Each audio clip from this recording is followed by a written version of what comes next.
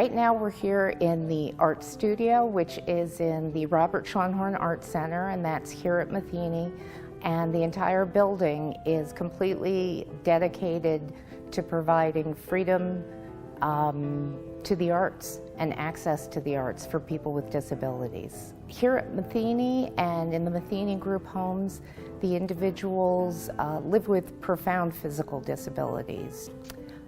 Everyone here is an artist serving an artist. So the staff are all artists, the clients are all artists, and that's a key component of Arts Access. The process is unique in that the artists that we serve don't necessarily have the ability to hold a paintbrush or to hold a pen or to type on a keyboard. So the process involves a conduit. And that conduit is a facilitator. And a facilitator is a professional artist who has been stringently trained to serve as that conduit. Someone is nonverbal and they have limited range of motion, in their arms and their hands. How can they paint? They tell someone.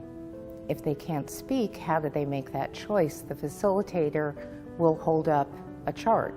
It could be a chart of colors, it could be a chart of line, shape, form. In dance, it could be a chart of different types of leaps or traveling across the stage. We've developed really very stringent training process and training materials, and every facilitator goes through that training. A natural outcome of that process of artists making art is that there is a product.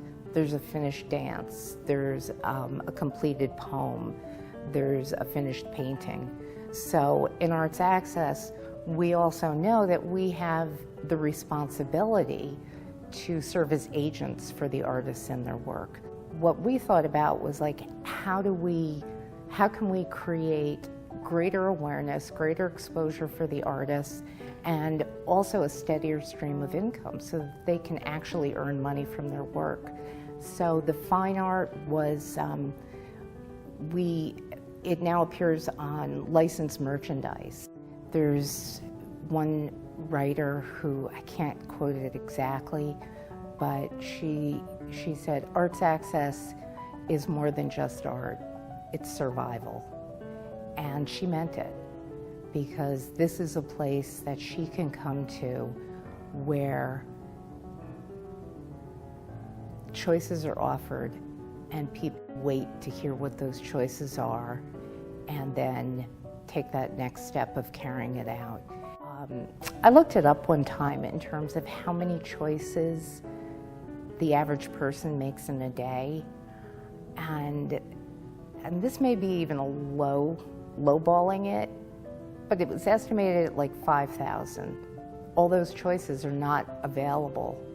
All those life events that I would say I take for granted are not available to many of the individuals that we serve. But when they come to Arts Access, every choice is theirs.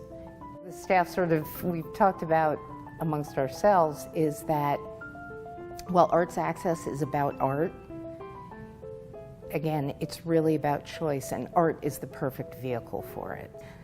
So art is the perfect vehicle for choice, but that's what's underneath it. Choice, freedom, and out of that comes empowerment.